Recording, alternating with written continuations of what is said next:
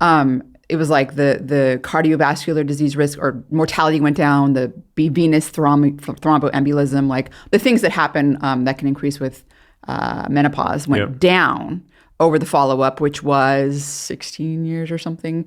But these women only took it for 11 years, and they started at age either between the age of 45 and 58. So perimenopause was in there, and also just a few years. Yeah, this after. is to me the biggest unknown question, Rhonda, and we don't know the answer. And what I find very frustrating is we're not going to know the answer because nobody's going to do the study.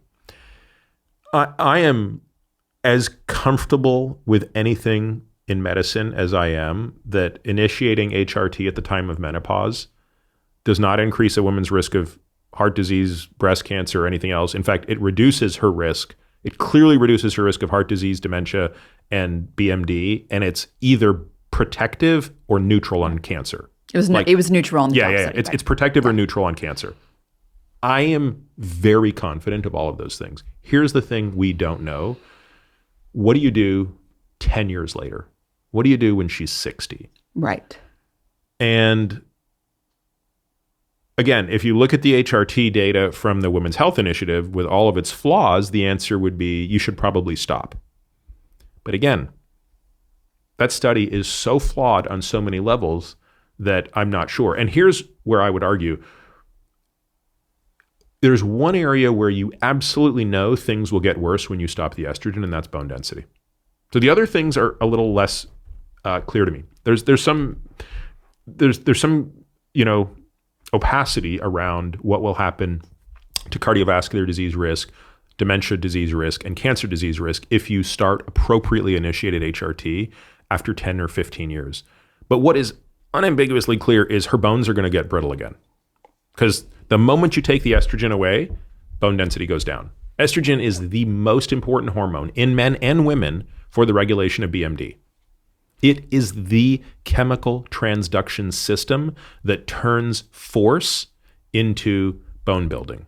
So we have, basically strain gauges in our bones that are sensing forces on the bones, and that force is being turned via estrogen into a chemical signal to osteoblast and osteoclast to promote bone building. And once estrogen goes down, that goes away. So if you take the estrogen off a woman 10 years post-menopause, she will once again go into a rapid state of decline. Now, she's still better off because she'll still be further ahead than where she is if you put her in decline 10 years sooner. So, I've had arguments with people on the anti-HRT side, and they say, you should never use estrogen for treating BMD because we have bisphosphonates. And I say, first of all, you only use bisphosphonates for 3 to 5 years. 2, they suck, meaning they're not as good as estrogen. And third, you can use estrogen for longer. And they say, well, yeah, but once you take it off, it still goes down. And it's like, yeah, but it's a new baseline. And it's a higher baseline. It's like waiting to retire. Like you're going to have more in your retirement fund if you retire at 70 versus 60. But this is the big question.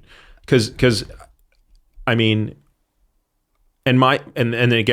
we've done a back of the envelope calculation that would suggest even if the risk of Alzheimer's disease or heart disease or cancer, even if you lost any protection from HRT and maybe had a slight increase in risk, given how big the risk of falling is, you might still end up being neutral risk carrying out HRT indefinitely. Probably. Quality of life. Right. Yep. But this is probably where lifestyle factors do play somewhat of a role as well, because if you've been doing resistance training up until that point and continuing it, you're building not only bone, certainly built up a lot of bone density reserve earlier in life, but muscle mass helps, right?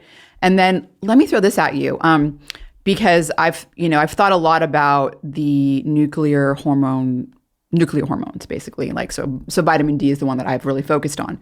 And when I was doing a lot of research on it, so nuclear hormones, we have nuclear steroid hormones, I should say, sorry. So we have estrogen, testosterone, vitamin D is one. So these are binding to a receptor that, in some cases, the receptor complexes with other ones. It goes into the nucleus of a cell, which is where all the DNA is, and it goes down to the level of genes, and it recognizes a little sequence of genes. So in the case of estrogen, it's called an estrogen response element, an ERE. In the case of vitamin D, it's called a VDRE, a vitamin D response element.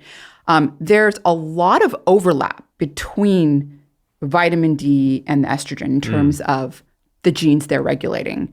And so I'm wondering if avoiding vitamin D deficiency also becomes one of those important lifestyle factors because, in some cases, obviously vitamin D also plays a role in bone metabolism, right? But independent of that, also just looking at the crosstalk of the genes that vitamin D and estrogen regulate, and they're both, and the response elements they're different, but they're somewhat. I'm looking at that and it's like, oh, I wonder if there's that seems like you might be able to compensate a little.